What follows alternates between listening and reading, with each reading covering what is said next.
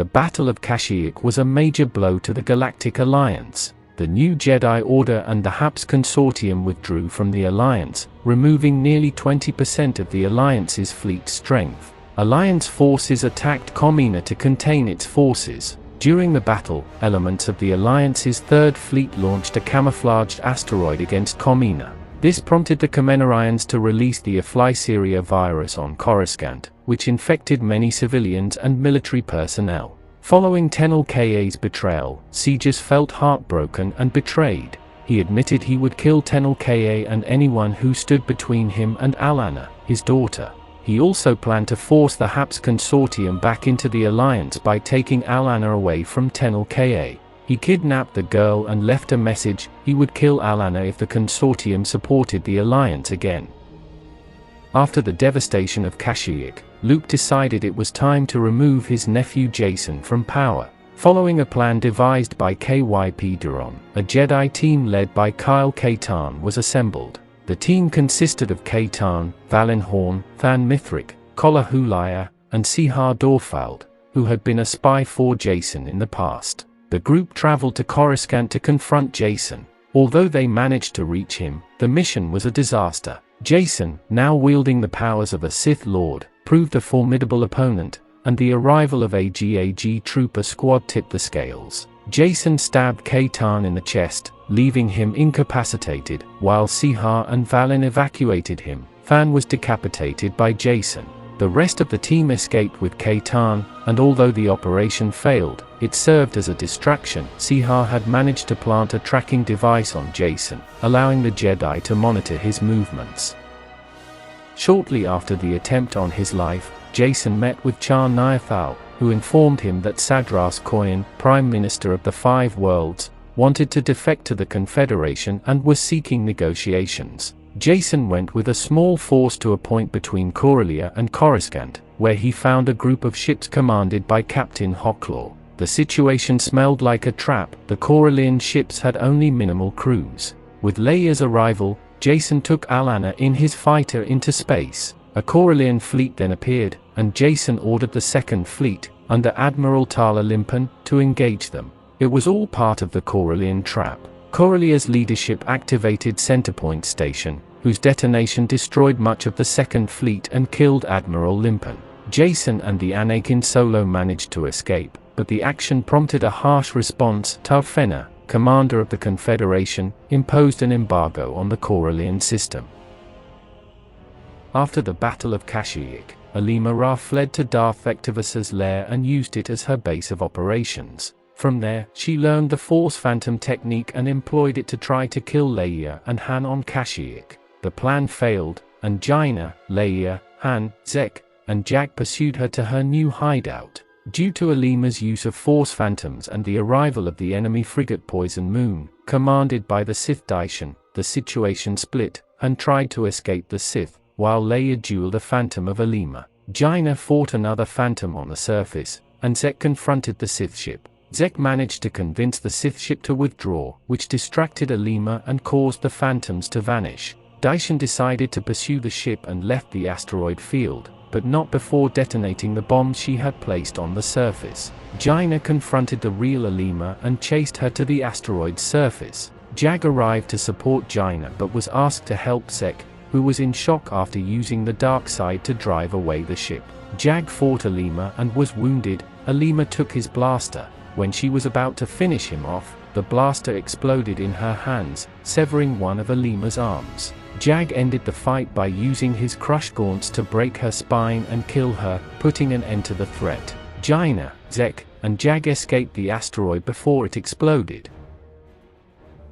After the destruction of the Second Fleet, Jacen traveled to Centerpoint with a strike team to capture the station and use it against the Confederation. Realizing that whoever possessed Centerpoint would tip the balance of power, Grand Master Luke and the new Jedi Order organized a raid to destroy it. Jedi Master KYP Duron led the operation, accompanied by Toval Siar, an Alliance scientist who had worked on the station.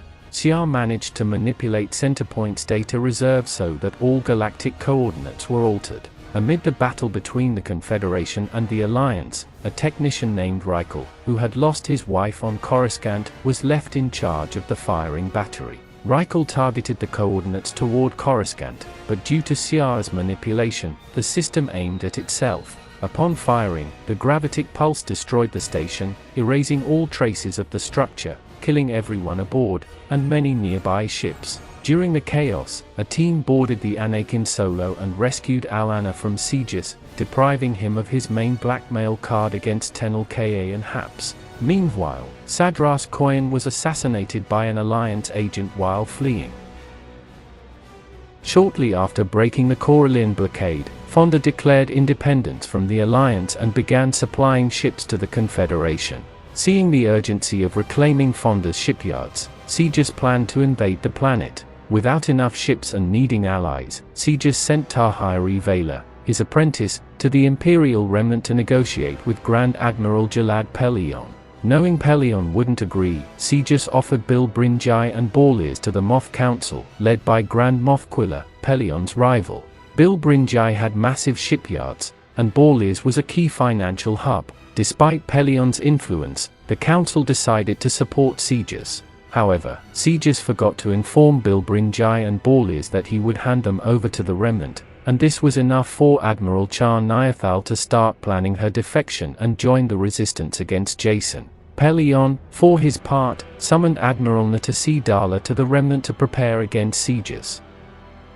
Convinced that only she could defeat Siegis, Jaina traveled to Mandalore to train with Boba Fett. Boba agreed to instruct her in Mandalorian martial arts and weapon handling. Jaina received tough, practical lessons from the legendary bounty hunter. Jaina learned a great deal about Mandalorian culture and helped heal the mind of Sintas Vel, Fett's wife, who was believed dead. She attended the wedding of Murtagev, Fett's granddaughter, and integrated into Mandalorian society. She also trained for war and ultimately accepted that, if necessary, she would be the only one capable of killing Siegis. Later, she accompanied the Mandalorians to Fonda, hired by Admiral Natasi Dala. At Fonda, she overheard a conversation between Dala and Fett where both expressed their desire to end the Jedi and the Sith. The Galactic Alliance launched an attack on Fonda. When the fleet arrived, Siegis discovered that the mining ships he had sent to plant a massive minefield around Fonda had vanished. There were also no signs of the minefield or the enemy fleet. It was later learned that Char Niathal had informed Luke of Siegis's plan, and the miners had been destroyed as soon as they emerged from hyperspace. After ordering the planet to surrender, which the Fondaeans refused, Siegis advanced on the surface. At that moment, Fonda's entire defense fleet, hidden within the shipyards, opened fire. Siegis broke through the defenses and ordered the bombardment of the capital. Admiral Char Niathal signaled the planet to surrender, and Fonda capitulated, but Siegis continued shelling the city. Niathal relieved Siegis of command due to the massacre, but Siegis refused to recognize her authority and kept acting independently. Much of the Alliance fleet sided with Siegis, while Pelion decided to support Niathal and sent his ships to protect her. When the battle began to turn against Siegis, Pelion retired to his cabin to coordinate with Natasi Dala. He was followed by Tahiri Vela, who attempted to persuade him to join Siegis. Pelion refused and Tahiri shot him. The assembled Moffs, led by Quilla, watched Pelion die. As he lay dying, Pelion whispered Quilla's name to Dala and ordered her to strike. The coup failed for the Moffs. Although they managed to pull part of the Imperial fleet towards Siegis, the crew of the Bloodfin revolted and imprisoned the Moffs. Dala attacked Siegis's fleet, and the Mandalorians hired by Boba Fett executed Quilla and the other Moffs, forcing Siegis and Tahiri to flee the ship. They recovered Pelion's body and carried it to Corellia for burial. With the help of the Jedi Coalition, Dala's irregular Maw fleet, and a Mandalorian strike team led by Boba Fett and Jaina, forces loyal to Niathal expelled Siegis from Fonda. Niathal took control of Fonda and established it as the capital of her Alliance faction. During this time, Ben decided to prove that his cousin Jacen had killed Mara. Traveling with Lon Chevu to Cavan, Ben had a vision of his mother that directed him to search for some lost heirs. After investigating Jacen's Anakin Solo, Ben found a lock of Mara's hair that matched one Luke still kept. That evidence, combined with Jacen's confession to Shevu, convinced the Jedi that Jacen was Mara's killer. The discovery hardened Luke's resolve. Jacen had to be eliminated as a threat. The Imperial remnant, allied with Sidious, attacked the Verpine in the Roche asteroids to seize their advanced technology. The Mundalorians came to the Verpine's aid, accompanied by Jaina. The Imperials deployed a nanovirus to annihilate the Verpine warrior caste and enslave their workforce, but Mundalorians and Verpine repelled the initial Imperial assault and destroyed their flagship, a star destroyer named Dominion.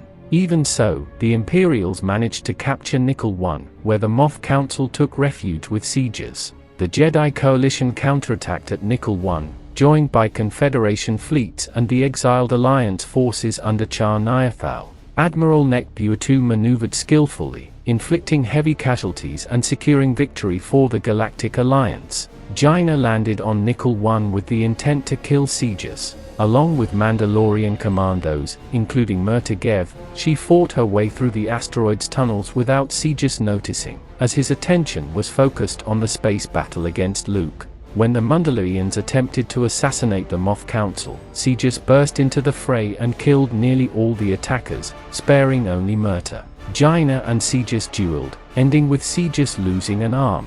Jaina was forced to withdraw with the Coalition. At the same time, Admiral Attico and the remnants of the Fifth Fleet attacked Mandalore to force the Mundalorians out of the war. Attico released a second strain of the nanovirus that wiped out many of the old Mandalorian clones and their descendants.